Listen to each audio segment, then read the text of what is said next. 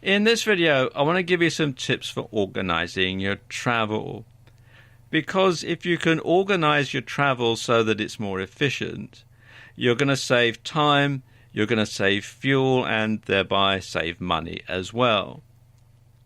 And the first thing to do when organizing your travel is to use a map with your sat-nav or GPS. Now, sat-navs are great, especially if you're driving in a strange city, we've not been there before, and you don't know your way around. You don't have to do what we used to do years ago, which was have to keep the map balanced on your knee while you're driving around and trying to read the road signs and trying to make sure you get off at the right exit and make the right turning. And if you find yourself with an unexpected one-way street, then that can throw you completely out of whack and you can get completely lost. But with the sat-nav, of course, it can direct you around and get you to your destination very easily. But the only downside to a sat-nav is that they tend to work out the way that they think you ought to go. And that can be via the motorway or highway or expressway, or it can be a more direct route, which might not include places that you want to go, especially if you've got multiple things to do.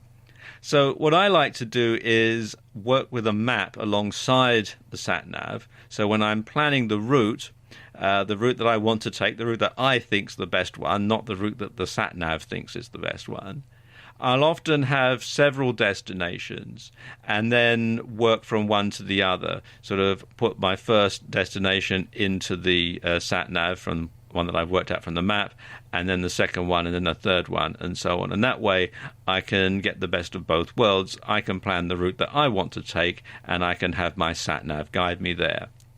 And when you do this, when you work with the map and sat-nav together and have multiple destinations, then you can get more from each journey, and that is more efficient. So, for example, you could do the shopping after you've dropped the kids off at school, instead of dropping the kids off at school, going home, getting your shopping list, going back to the supermarket. You can do it in one trip.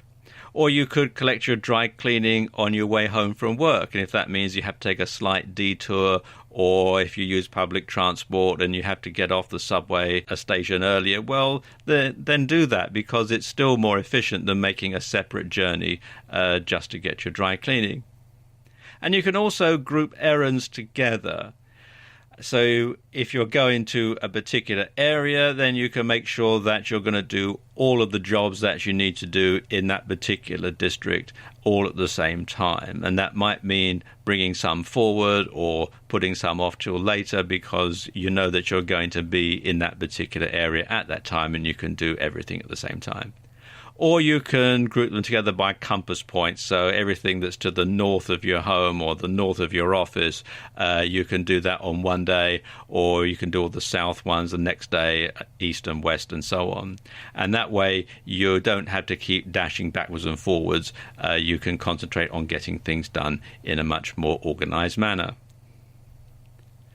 And of course, when you do it this way, it's more time efficient because you're not wasting time going to and fro. You can actually work things out in the same order and do things one after another.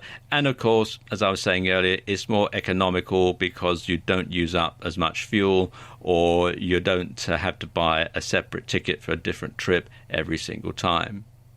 So there you go, just a couple of tips for organizing your travel.